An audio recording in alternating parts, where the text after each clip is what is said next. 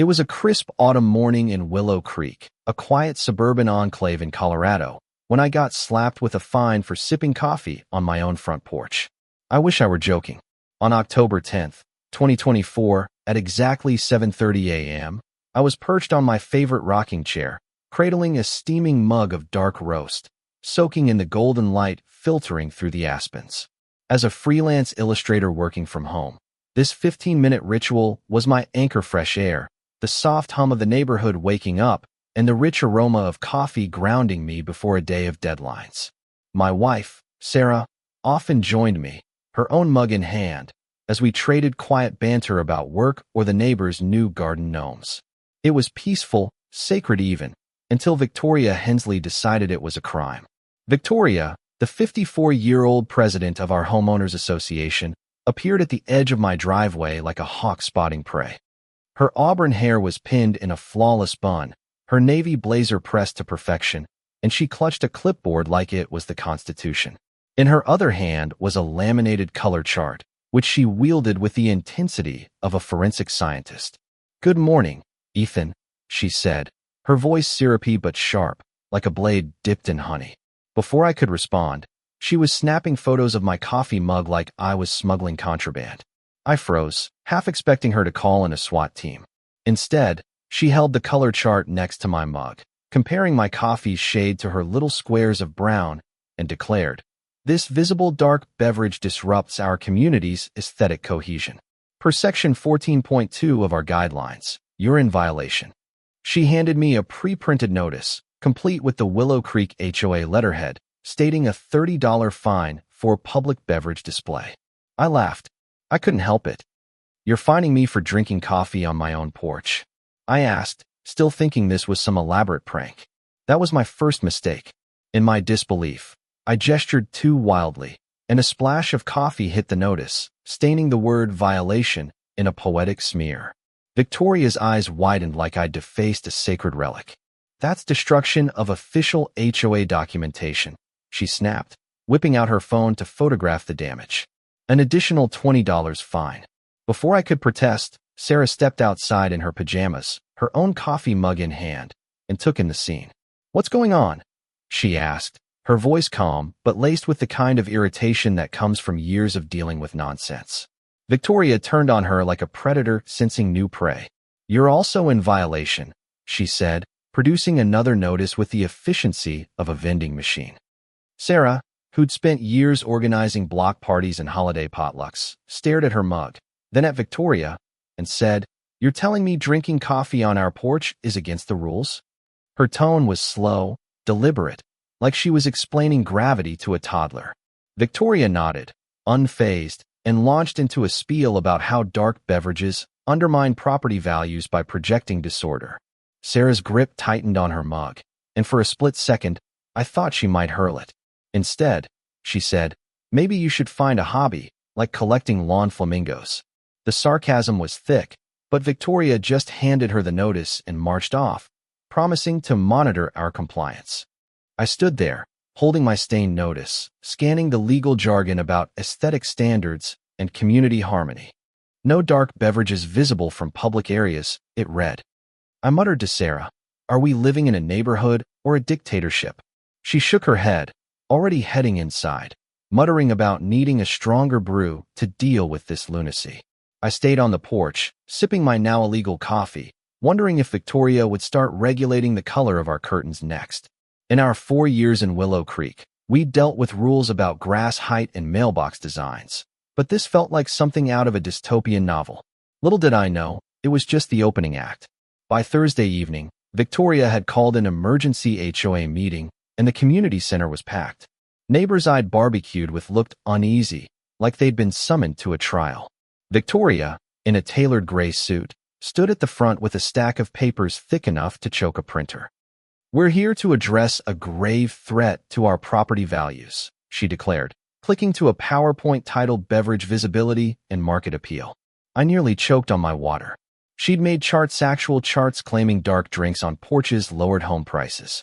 I raised my hand, hoping reason might prevail. "Victoria, I've read the HOA rules front to back, and there's no mention of beverage restrictions."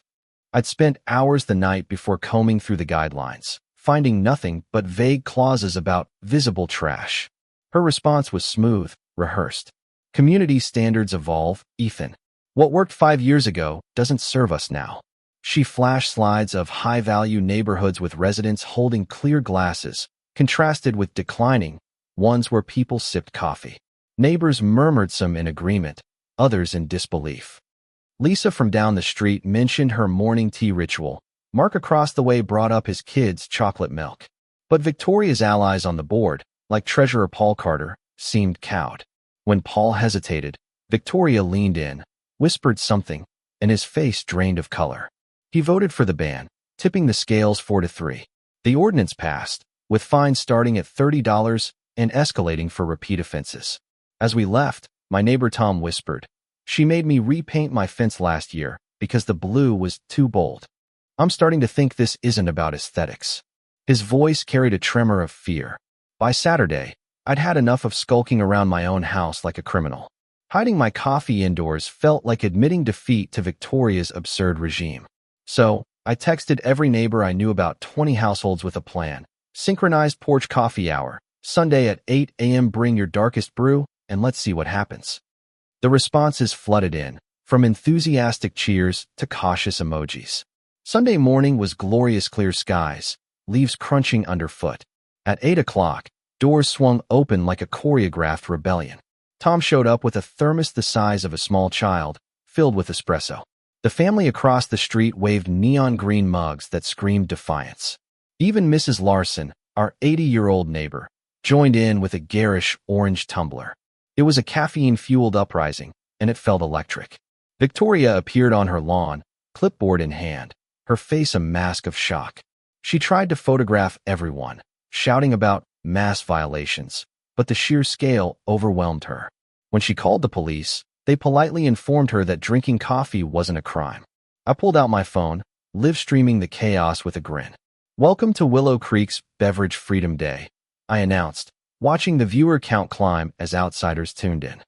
Neighbors laughed, kids posed with iced lattes, and someone unfurled a banner reading "Porch Brews Forever." But Victoria wasn't done. She returned with legal-looking cease and desist orders, citing unauthorized gatherings. When Tom showed me his, I noticed the file name, kioskplanfinal.pdf. My gut twisted. This wasn't about coffee. Monday brought a certified letter from the HOA's legal department, threatening a lawsuit for disrupting community harmony. My fines had ballooned to $150 with compliance fees. Worse, my HOA card was deactivated. No pool, no clubhouse. My posts on the neighborhood forum vanished within minutes, flagged as disruptive. Neighbors who'd laughed with me Sunday now avoided eye contact, crossing the street like I was radioactive. Tom was the only one who'd still talk, but even he was cagey, whispering, "She's been visiting houses, pointing out violations nobody knew existed." The Wilsons got a warning about their overly whimsical wind chimes. By Thursday, things got surreal. A certified mail slip brought a property restriction order banning me from my own front yard, not just coffee, but stepping outside, checking mail, or parking my car. I stared at the document, its legal seals mocking me. Sarah started photographing every notice, building a file in case this goes to court. That evening, Tom knocked on our back door, looking like he'd seen a ghost. "I've got something," he said, pulling out his phone. He showed me a coffee kiosk permit Victoria filed in September before my first fine. Emails and texts revealed her plan. Ban porch beverages to clear obstacles for her kiosk, to be built in the community park. A $4,200 consulting fee from HOA funds went to an address matching Victoria's. A recorded call sealed it. Her voice, clear as day, bragging about no competition and premium pricing. Friday, we met at the park, away from Victoria's prying eyes. Tom handed me a folder stuffed with evidence, emails, receipts, even architectural plans for a $20,000 kiosk. "She's been using our dues to fund her business," he said. An email from September outlined, Phase 1, eliminate porch beverage culture. The stakes were clear. Tomorrow's emergency meeting was our shot to expose her. If we failed, she'd bury the evidence or intimidate the board. Saturday's meeting was a powder keg. The community center overflowed, neighbors buzzing with rumors. Victoria sat at the head, her documents stacked like armor. "We're here to clarify beverage policies," she began, but I cut her off. "This isn't about policies, Victoria. It's about your kiosk." I held up the permit, and gasps rippled through the room. Tom played her recorded voice. No competition from home consumption. Board member Karen, the treasurer, stood, trembling. "That $4,200 payment wasn't approved. It went to your cousin's address." The crowd erupted, shouting about fines and deception. Victoria's composure cracked, her denials drowned out by fury. Paul admitted she'd threatened him with a $2,000 landscaping fine to secure his vote. The vote to remove her was unanimous: 28 households, 28 votes. The fallout was swift. Victoria had to repay the $4,200 plus penalties and serve free coffee on her lawn every Saturday for 3 months, complete with a public apology. The beverage ban was scrapped, replaced by a monthly porch coffee festival. On the first Saturday, November 2nd, 2024, a line snaked around her block, neighbors clutching mugs, some from nearby towns joining the spectacle. Victoria poured, her hands shaky, reciting, "I regret my actions and their impact." Kids asked for selfies with the coffee cup, and Tom livestreamed it, the viewer count hitting thousands. "When I got my coffee, I said, 'Freedom tastes better, doesn't it?'" Sarah added, "Leadership serves, not exploits." The crowd cheered, banners waving. Sitting on my porch that evening, coffee in hand, I felt the weight lift. Neighbors waved again, no longer afraid. The festival became a tradition, a reminder that power can hide behind polite smiles, and freedom, however small, is worth fighting for. So, what would you do if your HOA banned your morning coffee? Ever faced a rule so absurd it felt personal? Should we just obey to keep the peace, or is defiance worth the cost? Drop your thoughts below, hit that like button, and subscribe. You've got more stories where this came from. Let's keep the conversation brewing.